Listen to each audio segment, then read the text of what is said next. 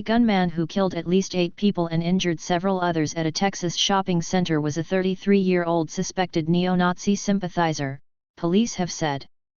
Police have named Mauricio Garcia as the gunman who opened fire on shoppers at the Allen Premium Outlets Mall, in a suburb north of Dallas, on Saturday.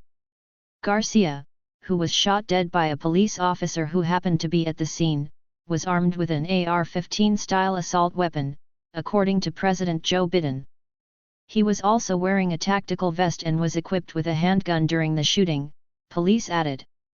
Garcia, who lived in Dallas, is believed to have interacted with neo-Nazi and white supremacist content online, as well as posting such content, 2 senior police sources told Sky News' U.S. partner, NBC News. According to officers, an initial review of what are believed to be his social media accounts revealed hundreds of posts about ethnicity and race, including what is being described as violent extremist rhetoric. Authorities also found a clothing patch with a far-right acronym on his chest. The patch included the letters RWDS, believed to stand for Right-Wing Death Squad, according to CBS, who cited 2 senior police sources. Right-Wing Death Squad are said to be a neo-Nazi group. Advertisement. Police and the Texas Rangers, working with the FBI and the Bureau of Alcohol, Tobacco, Firearms, and Explosives, were investigating whether the shooting was racially or ethnically motivated, officials said. However, they stressed that the investigation was ongoing and was at an early stage.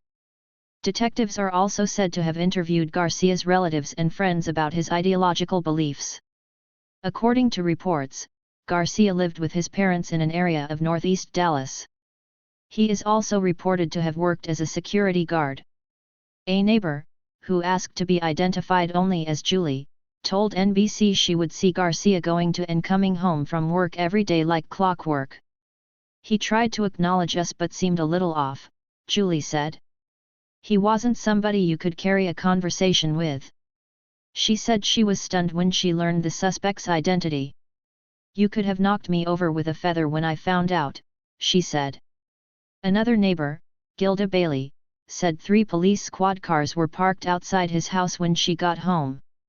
She said officers were not letting the suspect's relatives inside the residence and that she later saw the FBI removing items from Garcia's home.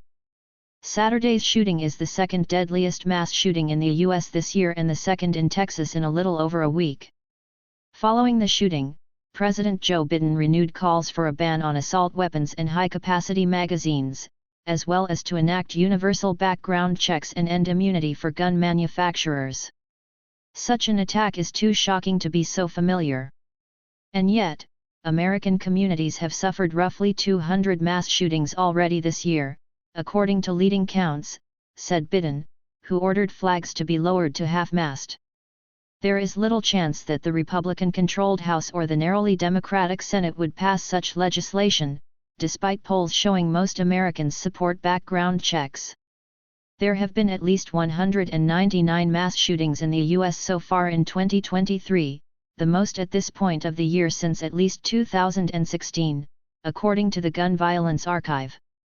The president added in a tweet, "Jill and I are praying for their families of the victims and those critically injured. We're grateful to the first responders who acted quickly and courageously." Texas Governor Greg Abbott, a Republican, called the shooting devastating in a Sunday morning interview on Fox News. But he said that the best way to tackle gun violence effectively is through improved mental health services. There has been a dramatic increase in the amount of anger and violence that's taking place in America, he said. We are working to address that anger and violence by going to its root cause, which is addressing the mental health problems behind it.